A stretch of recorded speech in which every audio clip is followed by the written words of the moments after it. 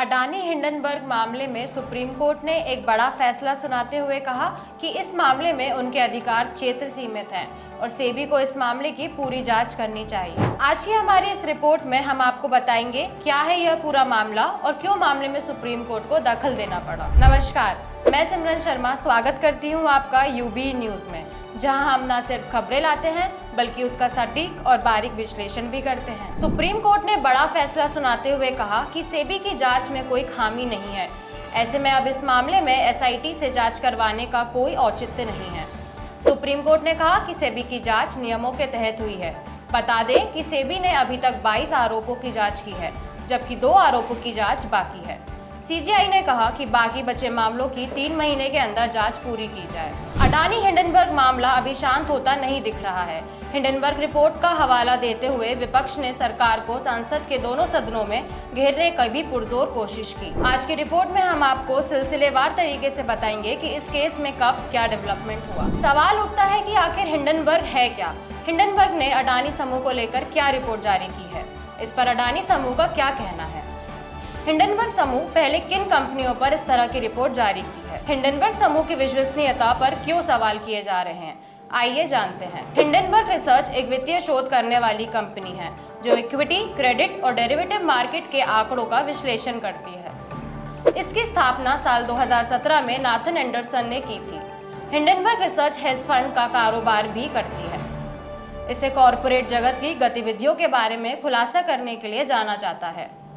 इस कंपनी का नाम हिंडनबर्ग आपदा पर आधारित है, जो 1937 में हुई थी, जब एक जर्मन यात्री हवाई पोत में आग लग गई थी, जिसमें 35 लोग मारे गए थे। कंपनी यह पता लगाती है कि क्या शेयर मार्केट में कहीं गलत तरीके से पैसों की हेराफेरी तो नहीं हो रही है। हालांकि हिंडनबर्ग की रिपोर्ट की सच्चाई की पुष्टि करना मुश्किल है, क्योंकि हिंडनबर्ग की हर रिपोर्ट किसी न किसी राजनीतिक एजेंडे की आड़ में लिखी जाती रही है। हिंडनबर्ग की रिपोर्ट के बाद खुद उसकी विश्वसनीयता को लेकर सवाल खड़े हुए हैं।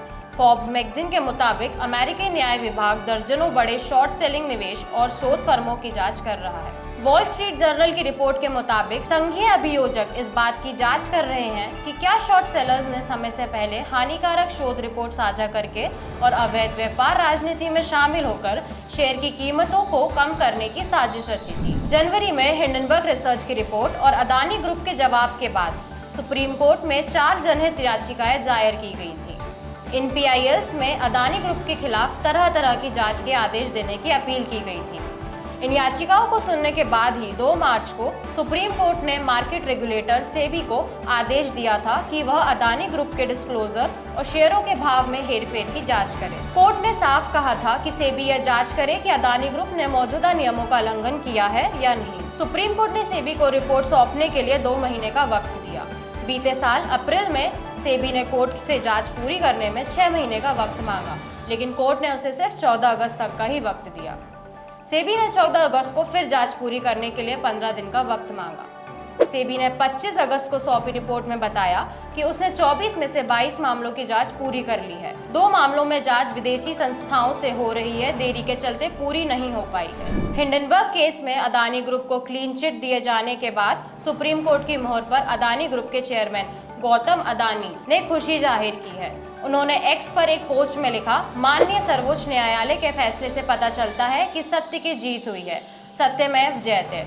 मैं उन लोगों का आभारी हूं जो हमारे साथ खड़े रहे। भारत की विकास गाथा में हमारा विनम्र योगदान जारी रहेगा। जय हिंद। तो यह थी हमारी आज की रिपोर्ट और आपको यह कैसी लगी हमसे जरूर साझा करें। और यूबी न्यूज आपके लिए इसी तरह लाता रहेगा देश विदेश से जुड़ी और भी ऐसी ही खबरें। तब तक के लिए धन्यवाद।